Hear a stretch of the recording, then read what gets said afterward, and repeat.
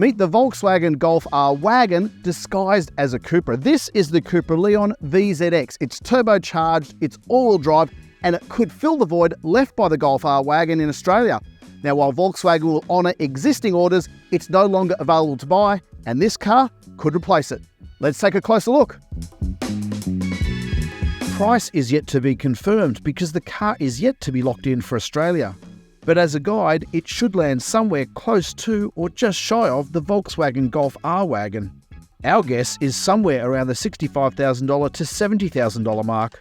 In Europe, the Cupra Leon VZX is available with a choice of two outputs, 221 kilowatts and 228 kilowatts. If the car comes to Australia, it would likely match the 221 kilowatt output of the Leon VZX hatch, which is already on sale locally. The hatch would remain front-wheel drive and the wagon would only be available with all-wheel drive. The extra grip makes all the difference when it comes to performance. The all-wheel drive VZX wagon has a claimed 0 to 100 time of 4.9 seconds versus 5.7 seconds for the front-drive VZX hatch. As you'd expect, the Cupra Leon VZX wagon has the same level of luxury and appointments as the hatch. Of course, there's the bigger boot. From the driver's perspective, the only way you can tell this is a wagon is by looking in the rearview mirror. We've got high quality materials. There's stitching across the dash, soft touch materials, Lamborghini style patterns on the steering wheel hub and on the air conditioning vents. The seats are super comfortable, and overall it's just got a really quality feel. There are two widescreen digital instrument displays, one for the instrument cluster and one for the infotainment system.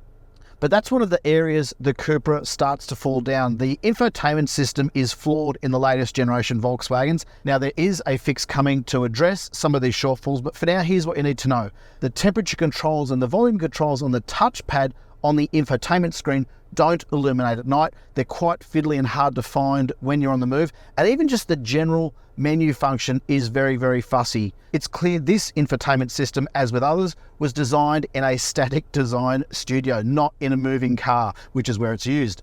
Thankfully, there are some fixes on the way, but in the meantime, Volkswagen and Cupra have no plans to reintroduce volume dials, tuning dials, or air conditioning buttons. Instead, it's all done through the touchscreen, and we think that's flawed. The good news is the Cupra Leon VZX makes up for some of these shortcomings as soon as you hit the road. The Cupra Leon VZX is based on the same long wheelbase platform as the Volkswagen Golf R, so there's more legroom for backseat passengers.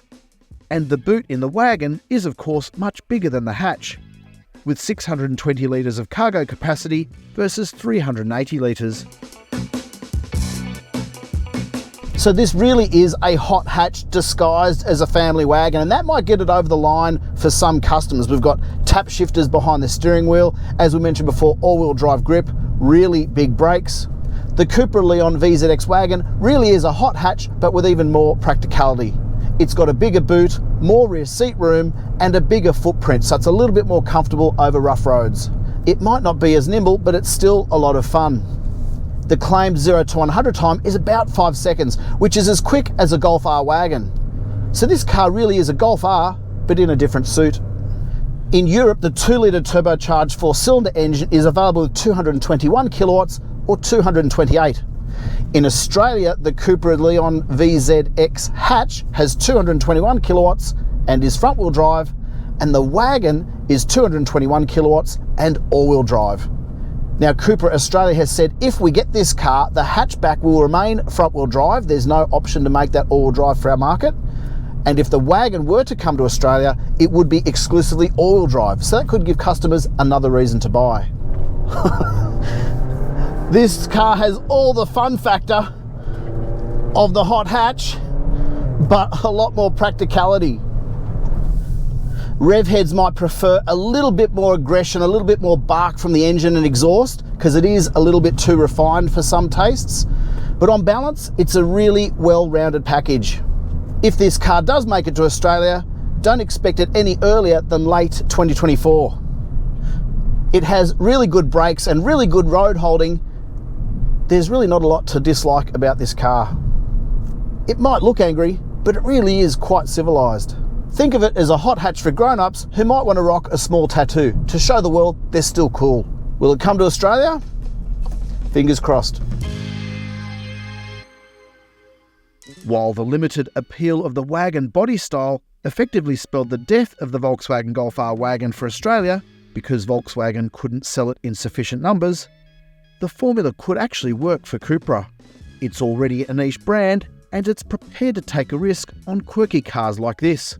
As the company has said time and again in its marketing pitch, it doesn't want to be liked by everyone, but it does want its cars to be loved by a few. To read the full review on the Cupra Leon VZX wagon, go to Drive.com.au. Please hit like if you've enjoyed this video and subscribe to this channel so you don't miss any future updates.